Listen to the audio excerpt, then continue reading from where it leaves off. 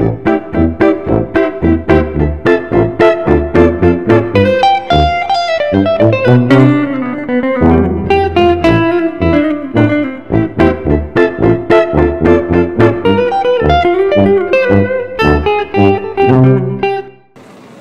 whiskey lovers, and welcome to another one of Mark's Whiskey Ramblings. We are still on location in the Eternal City, the capital of Italy, Rome. Behind me is the Colosseum, so you can imagine this is quite a busy corner of Italy. But we're not here to talk Italian history, not to talk about gladiators, we're here to talk about whiskey. And in this case, it is the Kentucky Straight Bourbon Whiskey from America. This is the Bulleit Bourbon. Now Bulleit is normally at this time part of the portfolio of Diageo, and it is a Kentucky Straight Bourbon Whiskey, like I said, with the emphasis on rye. So 68% of the mash bill is in fact rye, leaving about 4% for malted barley, and the other 68% is corn. It was originally marketed from 1830 until 1860, and it was developed by Augustus Bulleit. But when Augustus passed away in 1860, so did the bourbon. And it didn't, well, it lasted until his great-great-grandson, Tom Bulleit, wanted to reinstate the bourbon brand, that it came back to the market. We are talking about 1987. Now, of course, the mash bill today is quite different from what it was in the 1800s. It comes in this rather nice retro-style looking bottle, this bourbon. I can see this bourbon sitting on a shelf in a Texas saloon far away from the Colosseum here in Italy. But let's give this one a try. So a Kentucky Straight Bourbon, meaning it has matured for at least 2 years, probably more.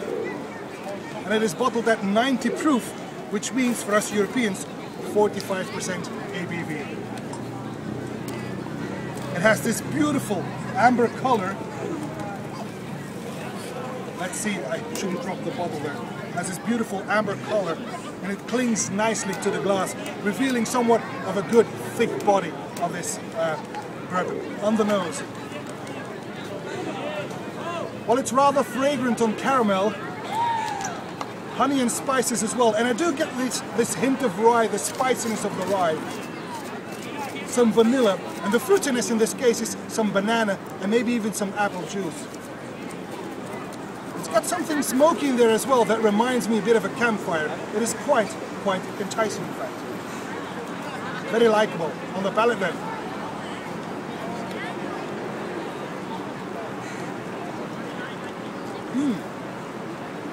Soft arrival, immediately very sweet on vanilla, caramel and honey. And then the spices kick in.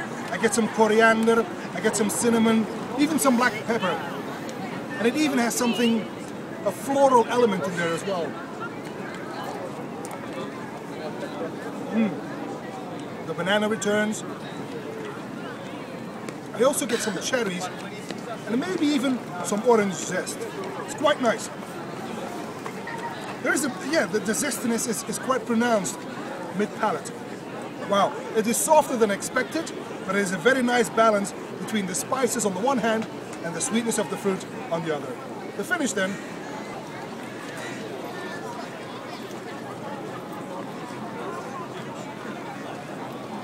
Well, the finish is rather short, but spicy and warm.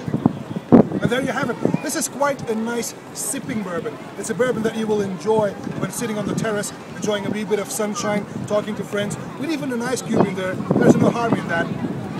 But it's not more than that. Having said that though, if you can buy this bottle in Belgium for around 20 euros, then this really is bang for your buck. And that, my friends, is all for this Whiskey Rambling, and I hope to see you again at one of Mark's Whiskey Ramblings real soon. Until then, may the bourbon be with you.